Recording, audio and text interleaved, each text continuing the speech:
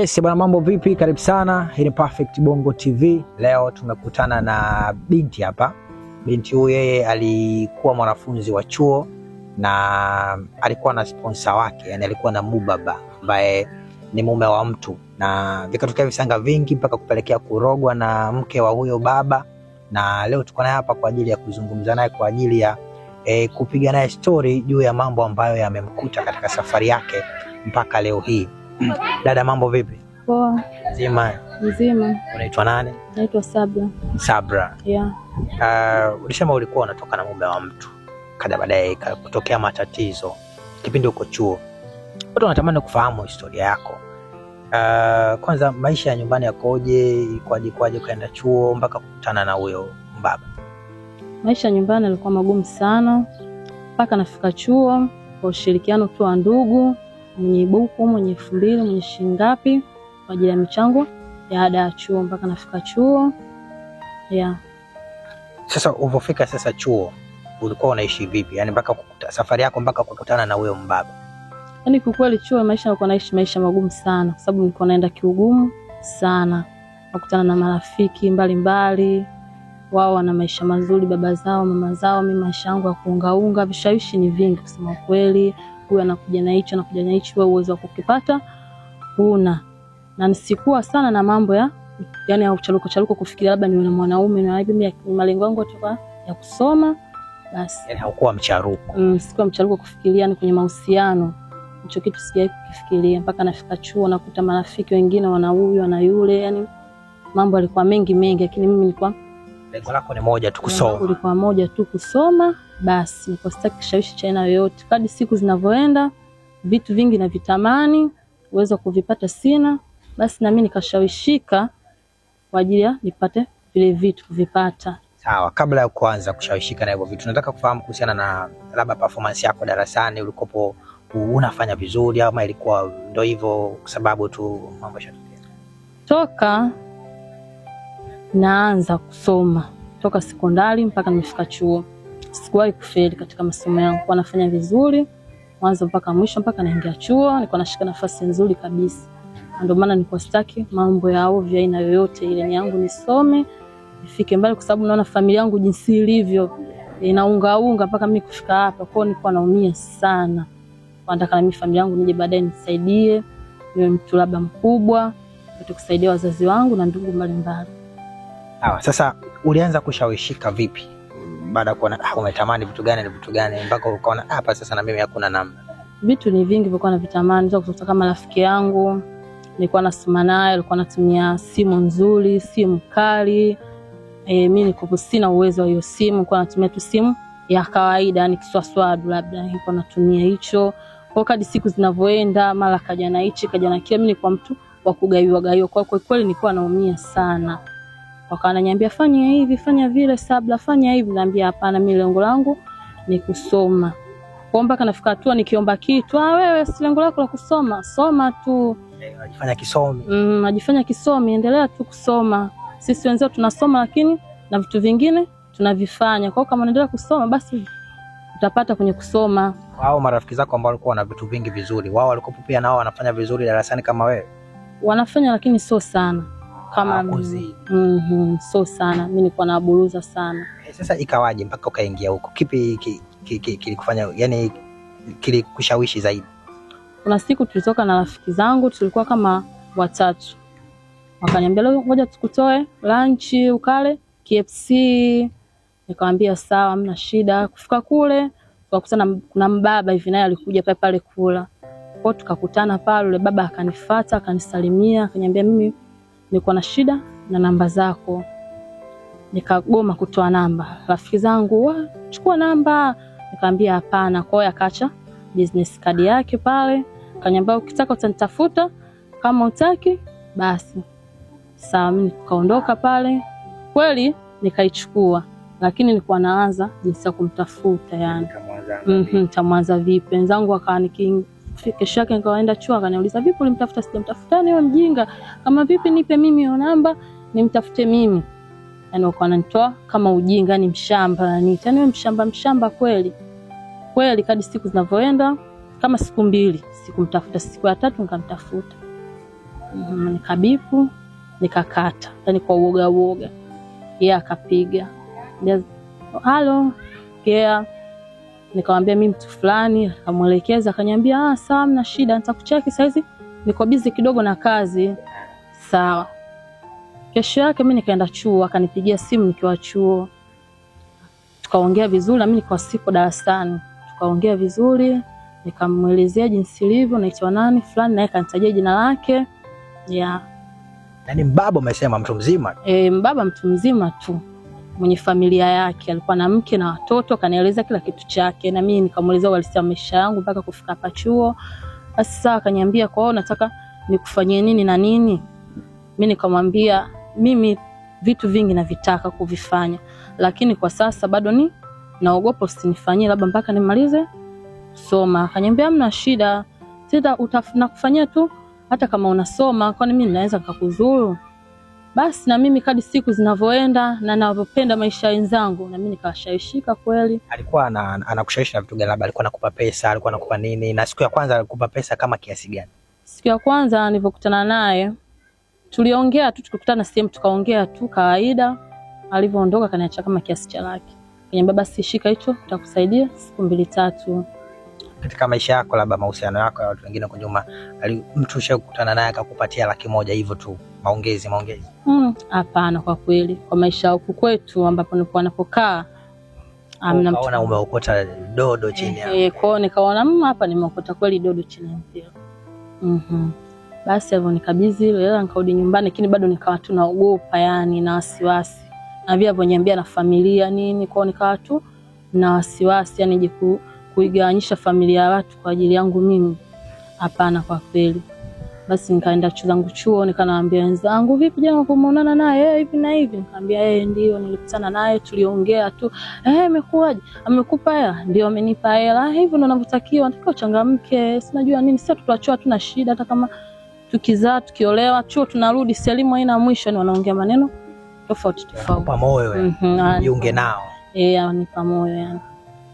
Kwa ndo hivyo tumeenda na yule baba, akaniambia basi unaweza kutoka hapo nyumbani. Nikamwambia uwezo wa kutoka nyumbani nao, hamna shida. Saa wazazi utaagaje? Nikamwambia wazazi jinsi ya kuaga mwenyewe najua, kwa sababu mwenyewe sina kaga hosteli.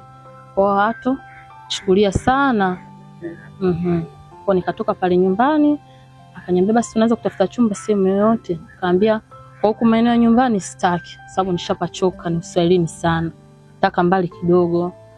Basi sawa, tafuta chumba maeneo ya Mbagala yani, sababu mimi nilikuwa nasoma uhasibu. Tafuta chumba pale, chumba master, chumba seble, umo kila kitu ndani. Aje akalipa kodi kila kitu. Yeye ndo amelipa hizo kodi za chumba? Yeye ndo amelipa hizo kodi. Kwa marafiki zangu walikuwa wanafurahi sana, yani mimi kwa mjanja yani. Au marafiki zako nao walikopo wana masponsor ambao walikuwa wamewakodia hadi vyumba, au wao walikopo tu wanaisha kupewa hela? Yani wao marafiki zangu kila mtu alikopo kwao, lakini kwao kidogo na wao wenyewe walikuwa wanajiongeza yani.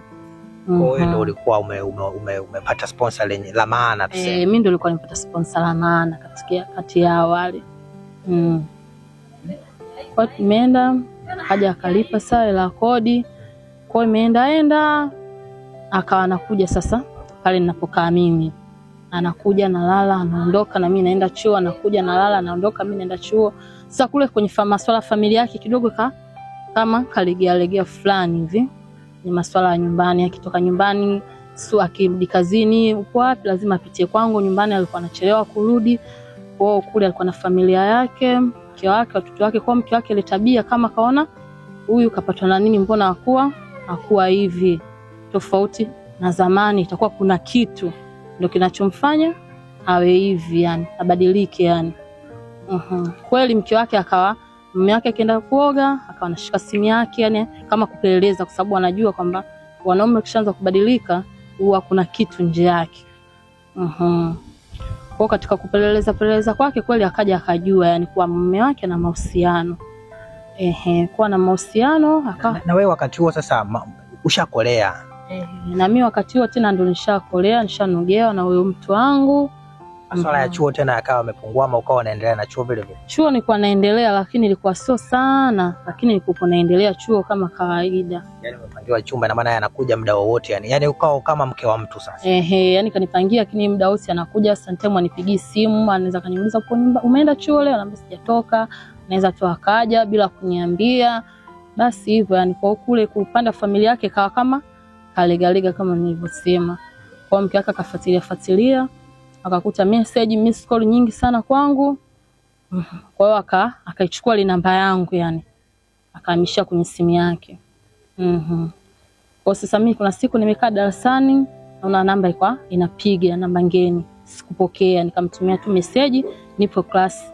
Basi baadaye nilivotoka nikamtafuta, akaniuliza yule mwanamke hapo nilivompigia, halo za saizi, salama, samani unaitwa nani? Nikamwambia wewe ndio umenitafuta, sikujui nani mwenzangu. Akaniambia ulikuwa umeniambia upo class, ulikuwa darasani unasoma, unasoma kidato cha ngapi? Nikamwambia mimi nipo chuo. Kumbe mwanafunzi wa chuo. Kwa nini kama mwanafunzi wa chuo kwa wana kusomesha chuo ni nani? Nikamwambia ni wazazi wangu wanisomeshe. Nani kwa nini unaongea hivyo kama nani? Mimi hapa ni mke wa ule mtu wangu, akamtaja jina lake. Aje huyo mbaba. Alikuwa anaitwa Mudi huyo mbaba. Alivomtaja nikamwambia sawa, niambie unatembea na mume wangu? Sasa hivi mume wangu amebadilika. Akaanaongea vitu vingi vya kutishatisha. Nikamwambia hapana, sitembei na mume wako. Unajua kwa nini namba yako nimeipataje? Akaambia kwa nini? Mimi namba nimepata kwenye simu ya mume wangu na amesave 7, ametia na makopa.